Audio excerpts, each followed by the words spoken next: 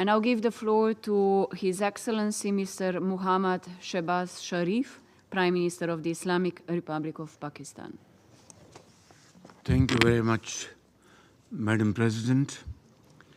Pakistan congratulates Slovenia for convening the Security Council to discuss leadership for peace. Proliferating wars in the Middle East, Europe and elsewhere, great power tensions and growing poverty are threatening the foundations of the world order. Last Sunday, we approved the Pact for the Future. We must give life to our commitments, else the future will be bleak and dangerous.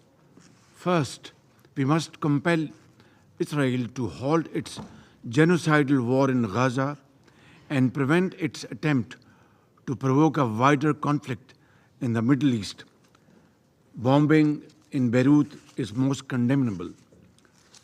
It is time to apply sanctions against Israel, including an arms and trade embargo. It is time to hold its leadership accountable for its crimes against the Palestinian people. The Security Council, Madam President, must develop an impartial plan for a ceasefire and peaceful solution for the war in Ukraine, and not allow its perpetuation or escalation. The Council can no longer ignore the festering Jammu and Kashmir dispute. It poses an ever-present ominous threat to international peace and security.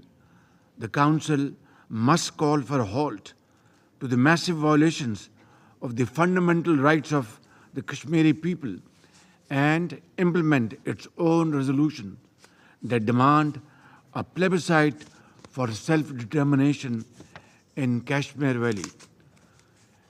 The Council should effectively address the resurgence of the threat of terrorism from Afghanistan, especially from Daesh, ISIL-K, and the Fitna al-Khawarij. The Council must extend active support to the African countries and the African Union to defeat terrorism and foreign intervention. UN peacekeeping must become more robust and effective. The Council should initiate confidence-building measures to prevent a war between the major powers and ease the rising tension, especially in the Asia-Pacific region.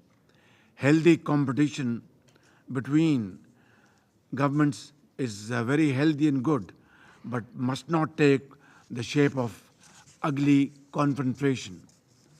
The Council must declare zero tolerance for the illegal use of force and revive global efforts to halt and reverse the new arms race in nuclear and conventional weapons. It must build controls over new weapons and technologies, including artificial intelligence, that are making war more likely and more lethal. Madam President, in cooperation with other member states, Pakistan shall pursue these objectives in the Security Council when it assumes its seat in the Council next year. I thank you. I thank His Excellency Mr. Sharif for his statement.